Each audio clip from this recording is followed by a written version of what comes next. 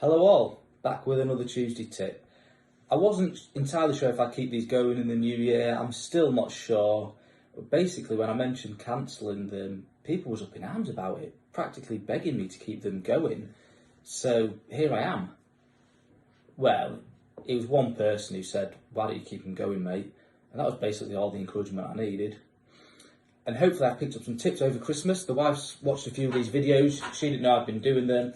She was as constructive as ever, basically said I'd drone on too much, she lost interest in what I was saying, and I say too much, so that was helpful. And on that note, I probably better get straight into today's tip. So, it's the new year, a lot of people have set themselves some goals, myself included.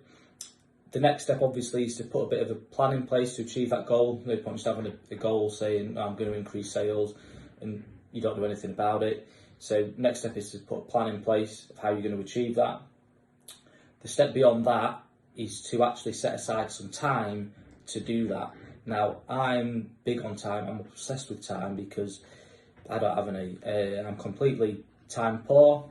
Anyone who's been in my position with a couple of young kids will know that you just don't have any time for yourself and you just don't have any time, basically. So I have to be absolutely critical with my time. I have to be absolutely, relentless with it, and planning it is key.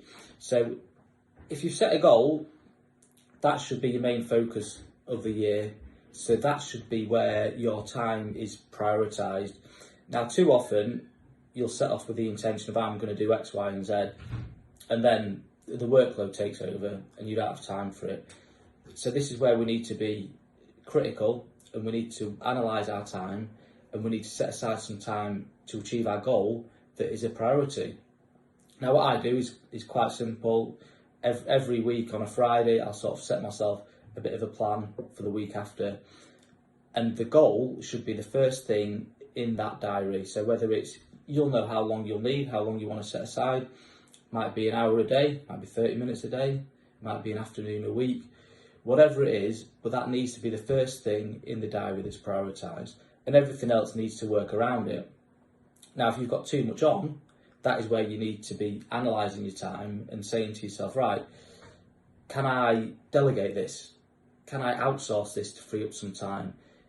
Do I actually need to do this? Is there a way I can do things quicker? They're the types of things you need to be constantly asking yourself and analysing your time on to ensure that you've freed up enough time to achieve your goal. And that's it for today. So I'll see you next Tuesday.